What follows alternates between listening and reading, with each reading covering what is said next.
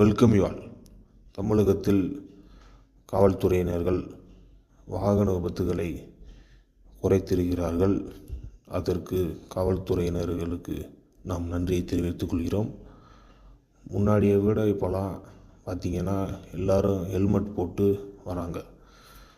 அது காவல்துறையினர்கள் ஹெல்மெட்டின் முக்கியத்துவத்தை பொதுமக்களிடம் நல்ல தெளிவாக ஒவ்வொருத்தரிடமும் கூப்பிட்டு சொல்லி அவங்களுக்கு நிறையா ப்ரோக்ராம்லாம் பண்ணி ஹெல்மெட்டின் முக்கியத்துவத்தை சொன்னதுனால அதிக பேர் முன்னாடியை விட இப்போ ஹெல்மெட் போட்டு வாகனத்தில் பயணித்து கொண்டு இருக்கிறார்கள். அதே மாதிரி எவ்வளவோ வாகன பிரச்சனைகளை காவல்துறையினர் நன்றாகவே தவிர்த்து விட்டார்கள்.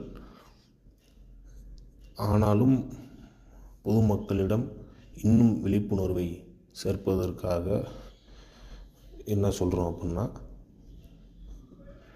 ஹெல்மெட் இன்னும் கொஞ்சம் ஒரு சில பேர் அலட்சியமாக பைக் டேங்க் மேலே வச்சுட்டு ஓட்டுறது, காவல்துறையினர்களுக்காகவே ஹெல்மெட் போட்டு பயணிக்கிறது, இது ரொம்ப தவறான செயல்.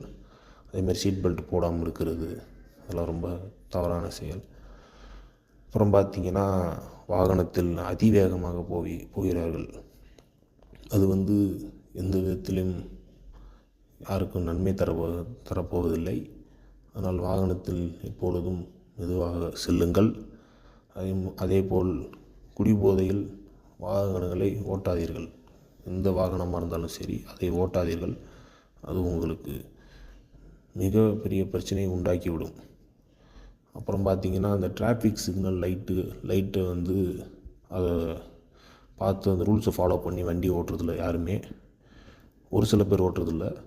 அது இப்போ ரூல்ஸை ஃபாலோ பண்ணி ஓட்டினாலும் ஒரு சில பேர் அங்கிட்டிருந்து ரூல்ஸை மீறி வந்துட்டாங்க அப்படின்னா ரூல்ஸை ஃபாலோ பண்ணி போகிறவங்களுக்கும் பிரச்சனை தான். அதனால் ரூல்ஸை ஃபாலோ பண்ணாலுமே இப்போலாம் மற்றவங்க சரியாக வராங்களா இல்லையான்னு பார்க்க வேண்டியதாக இருக்கிறது. காவல்துறை அவர்களின் கடுமையான முயற்சி எடுத்து ஏகப்பட்ட நல்ல விஷயங்கள் செய்து கொண்டு தான் இருக்கிறார்கள். மக்களும் அவங்களோட கடமைகளை உணர்ந்து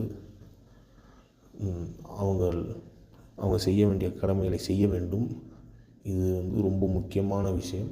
இது வாகனத்தில் ஒரு இடத்துக்கு போவதற்கும் வருவதற்கும் மட்டும்தான் இருக்க வேண்டும். விபத்துகள் என்பது